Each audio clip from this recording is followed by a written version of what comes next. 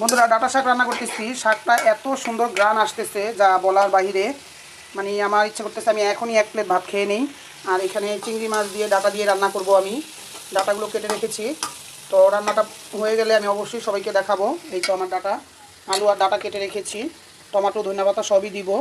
আর এদিকে আমার মেয়ে সুন্দর করে টেবিল পরিষ্কার করে ফেলছে। আমি বলেছি যে আমি রান্নার কাজগুলো করি আর তুমি বিছনা ঘর দুয়ার এগুলো সব পরিষ্কার করে ফেলো।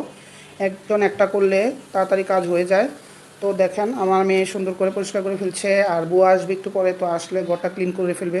আর ওই যে রুমের মধ্যে একটা দামড়া শুয়ে আছে, ওইটা কখনোই পড়াশোনা নিয়ে ব্যস্ত না, শুধু মোবাইল নিয়ে ব্যস্ত থাকে সারাক্ষণ। খাবে আর ঘুমাবে, এই হচ্ছে কথা। তো বন্ধুরা সবাই ভালো থাকবেন। শেফামণি হাই দিয়ে দাও একটু। ডাটা দিয়ে চিংড়ি মাছ রান্না কিন্তু প্রায় শেষ। আমি খাবারগুলো টেবিলে যখন দিয়ে দিব, ফুল ভিডিও কমপ্লিট করে তারপরে আমি দিব, সবাই দেখবেন। তো ডাটা দিয়ে চিংড়ি মাছ দিয়ে রান্না করলাম, কেমন হয়েছে অবশ্যই কিন্তু জানাবেন। আর আমাদের ভিডিওটা একটু দেখবেন, সবাই আমাদের পাশে একটু থাকবেন, যেহেতু আমরা নতুন। আপনাদের ভালোবাসা পেলেই কিন্তু আমরা অনেক বড় হতে পারবো। তো বন্ধুরা সবাই দেখেন রান্না কমপ্লিট। রান্না শেষ করে যে শেফামণি খেতে বসেছে, এই যে আমার শেফা। সবাইকে হাই বলো, সবাইকে দুপুরে দাওয়াত দাও, আসতে বলো। আচ্ছা যাই হোক, আমি এই যে শাক রান্না করেছি আর চিংড়ি মাছ দিয়ে ডাটা দিয়ে রান্না করলাম। কালকে একটু ডাল ছিল। তো আমাদের শেফামণি এখন খেতে বসেছে।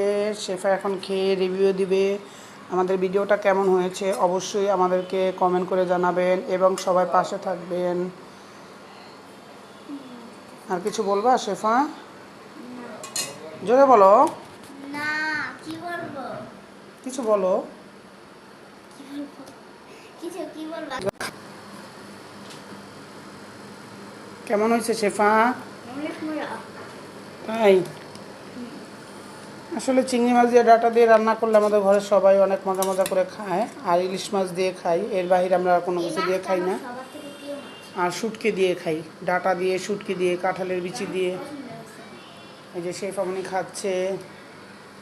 তো আমি তো সব কাজকর্ম মোটামুটি শেষ করে ফেললাম। এখন আমাদের বুয়া আপা আসলে এগুলো সব ঝাড়া পোছা করবে, কমপ্লিট করবে। বাসায় মেহমান আসছিল, এই জন্য ওই ল্যাপটা ওঠানো হয় নাই, বিছানো হয়েছিল নিচে, আমি যেখানে ফ্লোরে বিছনা করেছিলাম।